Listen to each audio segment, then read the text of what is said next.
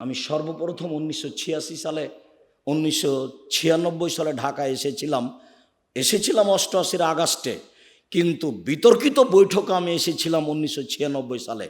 ঢাকার বংশালের কোনো এক বাড়ির তিনতলায় বৈঠক হয়েছিল। সেদিন বৈঠকের সভাপতি ছিলেন আবু তাহের বর্ধমানী। কথার ফাঁকে ফাঁকে আমি দাঁড়াই কথা বলার জন্য, তখন আবু তাহের বর্ধমানী বলছেন, এই ছেলে তুমি বসো। আমি বৈঠক শেষে বলেছিলাম, জনাব আপনার কথাই যদি চূড়ান্ত হয় তাহলে এ বৈঠক কোনোদিন কল্যাণ আনতে পারে না। এক পর্যায়ে উনি বলেছিলেন গোলালু খেতে হবে, তার প্রমাণ কোথায়? তখন আব্দুল সাত্তার ত্রিশালী বলেছিলেন ভাত খেতে হবে, তার দলিল কোথায়? কথা ঠিকই আছে। তখন আবু তাহের বর্ধমানী বলছেন, চুপ থাক বেয়াদব। এই ভাষাটা উল্লেখ করলেন। পরিবেশ 1 মিনিট থমথমে হয়ে গেল। আমি বললাম, আপনার কথা যদি শেষ কথা হয় তাহলে বৈঠক কল্যাণ আনতে পারে না। তখন আমাকে বলছেন, এই ছেলে তুমি কালকে আমার সাথে দেখা করবা বংশাল বড় মসজিদে। পরের দিন আমি গেলাম। আমার ছাত্র জীবন থেকেই আমি এই গতিতে, ছাত্র জীবন শেষ হলেই আমি কোনো দিন কাউকে মেপে কথা বলিনি, এজন্য যে আমি নিজের কথা কোনো সময় বলি না। আপনার 24 ঘন্টা রাস্তা ভেঙে দিতে হবে, এটা আমার নিজের কথা নয়। মোহাম্মদ সাল্লাল্লাহু আলাইহি সাল্লাম বলেছেন, যেখানে রাস্তা নিয়ে গন্ডগোল হবে, যাতায়াতের সমস্যা হবে, সেটা কি করতে হবে? ডবল করতে হবে। মোহাম্মদ সাল্লাল্লাহু আলাইহি সাল্লাম বলেছেন, এই লোকটা জান্নাতে চলে গেছে, জান্নাতে চলে গেছে। কেন? রাস্তায় একটা গাছ পড়েছিল, কেটে সরিয়ে দিয়েছে, এই জন্য। হাদিস বুখারী মুসলিম। মোহাম্মদ সাল্লাল্লাহু আলাইহি সাল্লাম বলেছেন, আফজালুল ঈমান লা ইলাহা ইল্লাল্লাহ, সবচেয়ে দামি বড় ঈমান হলো লা ইলাহা ইল্লাল্লাহ, সবচেয়ে ছোট ঈমান হলো ইমাতাতুল আযানিত তারিক, রাস্তা থেকে কষ্টদায়ক জিনিস সরিয়ে দেওয়া, রাস্তার সুবিধা করে দেওয়া। ওইও জান্নাতে যাবে, এও জান্নাতে যাবে, সবচেয়ে ছোটটা। হাদিস বুখারী মুসলিমের কথা মোহাম্মদ সাল্লাল্লাহু আলাইহি সাল্লাম বলেন। আমি অনুবাদক, কারো ক্ষমতা থাকলে অনুবাদে ভুল ধরার চেষ্টা করতে পারে। অন্য কোনো দিকে যাওয়ার কোনো সুযোগ নাই, কোনো পথ নাই, মন খারাপ করার কোনো পথ নাই। আপনাকে আমি হিসাবই করি না, কেননা আমি তো আমার কথা বলিনি, মোহাম্মদ সাল্লাল্লাহু আলাইহি সাল্লাম এই কথা বলেছেন, তাই বলছি। আপনাকে দাঁড়াতে হলে মোহাম্মদ সাল্লাল্লাহু আলাইহি সাল্লামের মুখামুখি দাঁড়াতে হবে। আমি আব্দুর রাজ্জাক বিন ইউসুফ 90 সাল থেকে নিয়ে এখন পর্যন্ত কোনোদিন আমি কেসা কাহিনী বলিনি।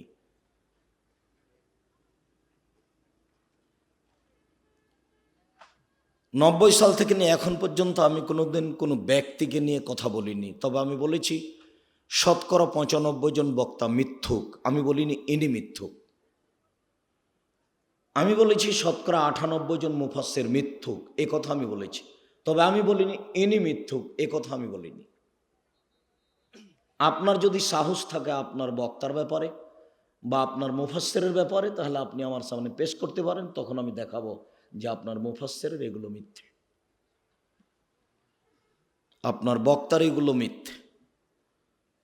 আমি প্রায় 90 সাল থেকে বলে আসছি যে কোরআন মাজিদের গায়ে যদি মানুষ মিথ্যা কথা লিখতে পারে, তাহলে আরও মিথ্যা কথা আছে। দেখেন 1 পৃষ্ঠা লেখা আছে দোয়া ও শরীফ খতমের দোয়া, কোরআন মাজিদ খতমের দোয়া। কতদিন দেখালাম আপনাকে 1 পৃষ্ঠায়। বলেছি আল্লাহর কসম কিয়ামত পর্যন্ত কোনো মায়ের বেটা বলতে পারবে না যে এই দোয়াগুলি আল্লাহর নবীর বানানো, আল্লাহর নবী বলেছে। 1 পৃষ্ঠা। আমার হায়াত পর্যন্ত সময় থাকলো, কেউ যদি কোনোদিন বলতে পারে যে এগুলো আল্লাহর নবীর, তাহলে আমি সেদিন থেকে আর বক্তব্য দেব না।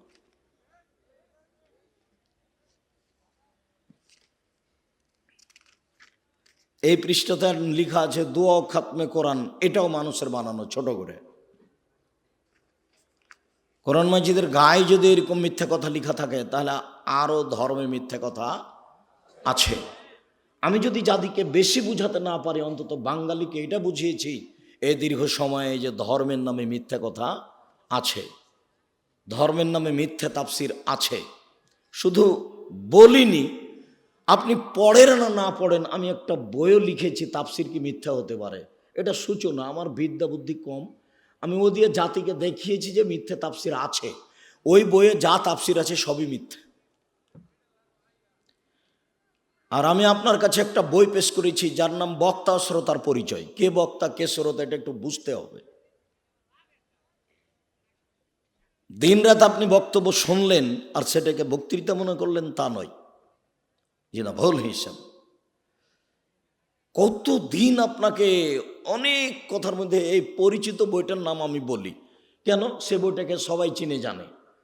মুকশেদুল মুমিনিন বই একটা হেডলাইন আছে, অবিবাহিত ছেলের মেয়ের পড়া নিষেধ, মানে হেডলাইনই মিথ্যে। যে দেখে সেই পড়ে, যে দেখে সেই পড়ে। কিরে এখানে আছে কি অবিবাহিত ছেলে মেয়ের পড়া নিষেধ কেন? তো ওখানে এখন লেখক লিখছেন যে ভরা পেটে স্ত্রী মিলন হলে ছেলে ভ্যাংচা হয়, সফরের পূর্বে স্ত্রী মিলন হলে ছেলে টেরা হয়, সূর্যগ্রহণের সময় স্ত্রী মিলন হলে ছেলে কানা হয়। আল্লাহর কসম সব কথাগুলি মিথ্যে। শুধু মিথ্যা নয়, সরাসরি কোরআন মাজিদের বিরোধী, সরাসরি একবারে সরাসরি বিপরীত কোরআনের। আল্লাহ তাআলা কোরআন মাজিদে বলছেন, নিসাহুকুম হারসুল লাকুম ফাতু হারসাকুম আন্না শাইতুম। পৃথিবীর মানুষ তোমাদের স্ত্রী, তোমাদের জমি। পৃথিবীর মানুষ তোমাদের স্ত্রী, তোমাদের ক্ষেত। তোমরা তোমাদের জমিতে আসো, তোমাদের ক্ষেতে আসো, তোমাদের স্ত্রীর নিকটে আসো তোমাদের ইচ্ছা মতো। সকালেই কি, বিকালেই কি, দুপুরেই কি, চন্দ্রগ্রহণ লাগলেই কি আর না লাগলেই কি। এ কথা আল্লাহ বলছেন আর লেখক এটা বলছেন। তার মানে কলমে মিথ্যে আছে, বক্তৃতাও মিথ্যা আছে। কত শত কথা মিথ্যা ধর্মের নামে। কই কতদিন বলেছি, কতদিন বলছি যে সাদ্দাদের কাহিনী কোথায় আছে এটাই মানুষ জানে না। ঘটনা সত্য মিথ্যা পরে, কাহিনীটা আছে কোথায়? বুড়ি যে রাস্তা দিয়ে, নবী যে রাস্তা দিয়ে হাঁটতেন, বুড়ি সে পায়ে সে রাস্তায় কাঁটা পুঁতে রাখতো, একবারে নগদ মিথ্যা। মোহাম্মদ সাল্লাল্লাহু আলাইহি সাল্লাম একদিন ঈদের মাঠে গেলেন, দেখলেন একটা ছেলে কাঁদে। ও ছেলে তুমি কেন কাঁদো? বলে আমি এতিম ছিলাম, তাই কোলে নিলেন, আয়েশার কোলে দিলেন, আয়েশা নতুন পোশাক পরালেন, ছেলে খুশি হয়ে গেল। আর আয়েশা রাদিয়াল্লাহু তাআলার বাড়িতে ফকিরের ভিক্ষা নেই, আবার নতুন পোশাক কোথা থেকে আসলো? ভিক্ষাই নাই। কত হাদিস নেবেন আপনি বুখারী মুসলিমের? ভিক্ষাই নাই, ভিক্ষাই জুটে না আয়েশার বাড়িতে। একটা মানুষকে খেতে দেওয়ার 11 জন স্ত্রীর ক্ষমতা হয়নি, মোহাম্মদ সাল্লাল্লাহু আলাইহি সাল্লামের নিজেরও ক্ষমতা হয়নি। মেহমান ফিরে এসেছে ব্যাক করে, হাদিস বুখারী মুসলিম। ব্যাক করে যখন ফিরে এসেছে তখন নিরুপায় হয়ে বলছেন, তোমরা একটু আমার মেহমানটা কেউ নিবা না? তো আবু তালহা বলছেন আমি। ঠিক আছে। এবার আবু তালহা মেহমানকে নিয়ে বাড়িতে গিয়ে বলছে, জানো আকরিমি যায়ফা রাসূলিল্লাহি সাল্লাল্লাহু আলাইহি সাল্লাম, ও আমার বউ দেখো মুহাম্মদ সাল্লাল্লাহু আলাইহি সাল্লামের মেহমান গো, তুমি একটু তাকে সম্মান করো। একটু খাওয়ার ব্যবস্থা কি কিছু আছে? না না না না না না, খাওয়ার ব্যবস্থা তো নেই। ছেলে মেয়েদের জন্য একটু খাদ্য জানিয়ে ছেলে মেয়ে বেঁচে থাকবে। আচ্ছা ঠিক আছে, ওটা রেডি করো। দিয়ে ছেলে মেয়েকে ঘুমিয়ে দাও, বাতি নিভিয়ে দাও, মেহমানের জন্য খানা পানি রেডি করো। খানা পানি রেডি করার পরে মেহমানকে ডেকে তার স্ত্রী বলছেন যে আমি একটু ল্যাম্পটা ঠিক করতে গেলাম। আরে ঠিক করানো, এটা ভান একটা, এরকম করতে করতে নিভিয়ে দিয়েছে। তখন মেহমান বুঝলো যে আসলে মনে হয় নিভিয়ে গেল। তো তখন আর স্বামী স্ত্রী নিজে খায়নি, অল্প খাদ্য তো ওইটুকু মেহমান খেয়েছেন। এখন সকালে আবু তালহা রাসূলের কাছে আসছেন, তখন আল্লাহ রাসূল বলছেন, আবু তালহা রে তোমার মেহমানি দেখে আল্লাহ হেসে উঠেছেন, আল্লাহ খুশি হয়েছেন। হাদিস বুখারী মুসলিম। মানে আম গাছে জাম ধরতে পারে, ধরে না। হুজুর ভুল বুঝেছেন। হুজুর মনে করেছেন যে আব্দুর রাজ্জাক সাহেব মনে হয় নিজের কথা বললেন, তাই হুজুর বলছেন যিনি 10 লক্ষ হাদিসের হাফেজ তিনিও চ্যালেঞ্জ দিতে পারেন না, আর আব্দুর রাজ্জাক সাহেব চ্যালেঞ্জ দেন। হুজুর ভুল বুঝেছেন। আমি যখন বলেছি বুখারী মুসলিম, তখন বলেছি আম গাছে জাম ধরতে পারে, ধরে না। অমাবস্যার রাতে চাঁদ উঠতে পারে, উঠে না। শোয়ের ছিদ্র দিয়ে লাঙ্গলের ফল ঢুকতে পারে, ঢোকে না। শোয়ের ছিদ্র দিয়ে লাঙ্গলের ফল ঢুকে যেতে পারে, আম গাছে জাম ধরে যেতে পারে, অমাবস্যার রাতে চাঁদ উঠে যেতে পারে, এগুলো ঘটে যেতে পারে। আমি আব্দুর রাজ্জাক বিন ইউসুফ যে কথা বললাম, এই কথাতে কেউ চেষ্টা করলে, কিয়ামত পর্যন্ত চেষ্টা করলে সরিষা ঢোকানো যাবে না। যা বলছি তাই থাকবে, তার নাম বুখারী মুসলিম। হুজুর বুঝতেই পারেননি।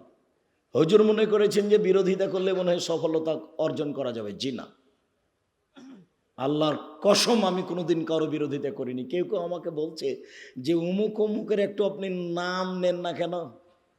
তা আমি বলছি, যেই মৌলানা মানুষের বিরুদ্ধে এই ফেসবুকে ইউটিউবে কথা লিখতে পারে, তাকে আবার আমি আলেম মনে করে তার নাম নিয়ে কথা বলবো, আমি আব্দুর রাজ্জাক এত ঘৃণিত কাজ কোনোদিন করিনি, করব না। আর আপনার মতো লোক আব্দুর রাজ্জাক বিন ইউসুফের দিন রাত বদনাম করলে সরিষার সমান আসে যায় না। ফয়সালা কোথায় আছে? উপরে। যেই কথাটা পরে বলতাম সে কথাটা আপনাকে এখনই বলে রাখি, আল্লাহর কসম আমি একজন নিঃস্ব মানুষ। আমার না বংশের ক্ষমতা আছে, না আমার অর্থের ক্ষমতা আছে। আমি এত নিঃস্ব মানুষ যে কচুর পাতার পানির মতো, কচুর পাতার উপরে যে পানি আছে টলমল টলমল করে, তেমন আমি। যে কোনো সময় আপনি আমার উপরে ক্ষমতা প্রয়োগ করতে পারেন। আমার মনে বড় স্বাদ, এ দেশের মাটিতে আমি উন্নত মানের প্রতিষ্ঠান গড়বই গড়ব, ইনশাল্লাহ গড়বই গড়ব। আজকে বক্তৃতা দিচ্ছি, বক্তৃতার জগৎ দিয়ে ধর্ম চিরদিন টিকানো যাবে না। কেন? এখন আবু তাহের বর্ধমানীও নেই, আবদুল্লাহ বিন ফজল রাহিমাহুল্লাহও নেই, আব্দুস সাত্তার ত্রিশালী সাহেবও নেই, আবদুল্লাহ বিন কাজেমও নেই, দুরুল হুদা আইয়ুবিও নেই। তার মানে কয়েকদিন পরে আমরাও থাকবো না। তাহলে এই লাইনে আসার জন্য পথ কি? এই লাইনে আসার জন্য পথ প্রতিষ্ঠান, মাদ্রাসা। কথা বুঝতে পারলেন না মনে হয়। আপনাকে প্রাধান্য প্রতিষ্ঠানকে দিতে হবে, এ কথাই ঠিক। জানি না আপনার বাড়ির পাশে কোনোদিন গেছেন কি না। আমার বাড়ি চাঁপাই নবাবগঞ্জ, রাজশাহী। ওখানে এসে আপনার এখানে আমি প্রতিষ্ঠান গড়ি 14 থেকে 16 বিঘা জমির ওপরে। এদেশের সবচেয়ে বড় প্রতিষ্ঠান। 600 প্রায় ছেলে, প্রায় 400 মেয়ে, বাংলাদেশের বিভিন্ন জেলার 1000 ছেলে মেয়ে এখানে থাকা আবাসিক প্রায় সব। আর 1250 ছেলে থাকে ডাঙ্গিপাড়া পবা, রাজশাহী। 715 জন মেয়ে থাকে ডাঙ্গিপাড়া পবা, রাজশাহী। 2957 জন ছেলে মেয়ে আবাসিক পড়াশোনা করে। প্রায় 156 জন শিক্ষক শিক্ষিকা কর্মচারী। 17 লক্ষ টাকা বেতন লাগে। আমি নিঃস্ব মানুষ। আপনি কোনোদিন গেছেন? আপনার তোর বাড়ি কালনি, কি দেখাতে চাচ্ছেন আপনি আমাকে? বল হিসেব। আপনার লজ্জা থাকা উচিত। আপনি জাননি কেন? কি মনে করেন আপনি? আপনাকে আমি কখনো ভালোবাসি না, এখনো ভালোবাসি না। আপনার টাকা দিয়ে ডাঙ্গিপাড়া জামিয়া সালাফে চালাতে হবে, কথা আমি বলিনি। আপনার অন্তরটা তার উপরে খুশি হবে, দেখতে যাবেন, ভালো লাগবে, এটা চেয়েছি। আরে টাকা কে দিবে তো উপরওয়ালা জানে। টাকা কে দিবে? উপরওয়ালা জানে। 535 জন অসহায় ছেলে মেয়ে পড়াশোনা করে, তার 115 জনই এতিম। 535 জন ছেলে মেয়ের টাকা পয়সা, খাওয়ার ভার এদেশের লোকজন বহন করে। কালনিরা কেউ আছে কিনা সেটা আমি জানি না। 535 জন ছেলে মেয়ের খাওয়া ভার এদেশের লোক বহন করে, তার মধ্যে 115 জন শুধুই এতিম। দেখেছেন কালকে আপনার বাড়ির পাশে আছে। আমি এটা দেখতে আসি শুধু রাজশাহী থেকে। প্রায় 600 ছেলে আছে, প্রায় 400 মেয়ে আছে। সারা বাংলাদেশের বিভিন্ন জেলার, চট্টগ্রামের আছে, সিলেটের আছে, রংপুর, দিনাজপুর, লালমনিরহাট, নীলফামারী, কুড়িগ্রাম, পঞ্চগড়, ঢাকা ওইদিকে আপনার যশোর, খুলনা, আপনার যে মেহেরপুর, ঝিনাইদহ, কুষ্টিয়া, ওইদিকে আপনার চট্টগ্রাম, সিলেট, বরিশাল, প্রায় জেলার আছে। ওখানে আছে, এখানেও আছে। আর আপনি এখান থেকে ওখানে যাওয়ার সুযোগ হয় না আপনার, আর রাস্তার উপরে বাড়ি করে বসে আছেন। কি দেখাতে চাচ্ছেন আপনি আমাকে?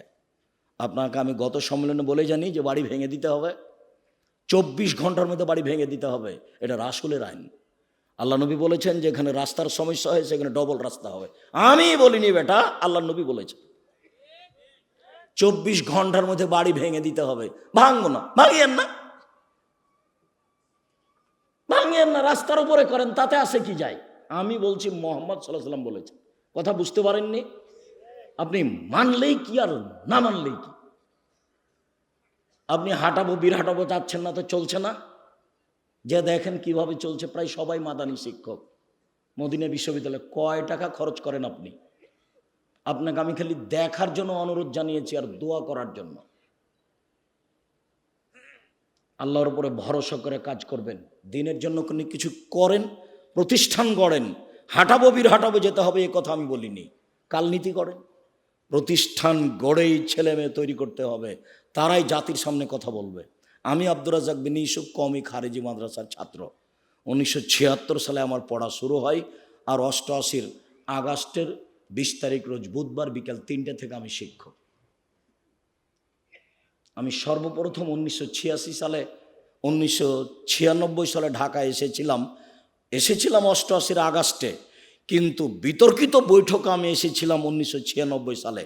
ঢাকার বংশালের কোনো এক বাড়ির তিনতলায় বৈঠক হয়েছিল। সেদিন বৈঠকের সভাপতি ছিলেন আবু তাহের বর্ধমানী। কথার ফাঁকে ফাঁকে আমি দাঁড়াই কথা বলার জন্য, তখন আবু তাহের বর্ধমানী বলছেন, এই ছেলে তুমি বসো। আমি বৈঠক শেষে বলেছিলাম, জনাব আপনার কথাই যদি চূড়ান্ত হয় তাহলে এ বৈঠক কোনোদিন কল্যাণ আনতে পারে না। এক পর্যায়ে উনি বলেছিলেন গোলালু খেতে হবে, তার প্রমাণ কোথায়? তখন আব্দুর সাত্তার ত্রিশারি বলেছিলেন ভাত খেতে হবে, তার দলিল কোথায়? কথা ঠিকই আছে। তখন আবু তাহের বর্ধমানী বলছেন, চুপ থাক বেয়াদব। এই ভাষাটা উল্লেখ করলেন, পরিবেশ 1 মিনিট থমথমে হয়ে গেল। আমি বললাম, আপনার কথা যদি শেষ কথা হয় তাহলে বৈঠক কল্যাণ আনতে পারে না। তখন আমাকে বলছেন, এই ছেলে তুমি কালকে আমার সাথে দেখা করবা বংশাল বড় মসজিদে। পরের দিন আমি গেলাম। আমার ছাত্র জীবন থেকেই আমি এই গতিতে, ছাত্র জীবন শেষ হলেই আমি কোনো দিন কাউকে মেপে কথা বলিনি, এজন্য যে আমি নিজের কথা কোনো সময় বলি না। আপনার 24 ঘন্টা রাস্তা ভেঙে দিতে হবে, এটা আমার নিজের কথা নয়।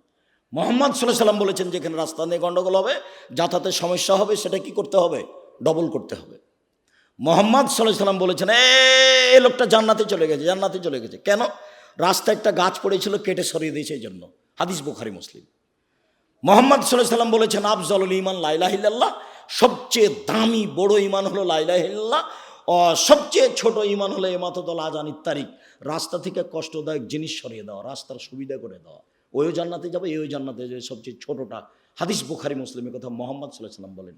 আমি অনুবাদক, কারো ক্ষমতা থাকলে অনুবাদে ভুল ধরার চেষ্টা করতে পারে, অন্য কোনো দিকে যাওয়ার কোনো সুযোগ নাই, কোনো পথ নাই, মন খারাপ করার কোনো পথ নাই।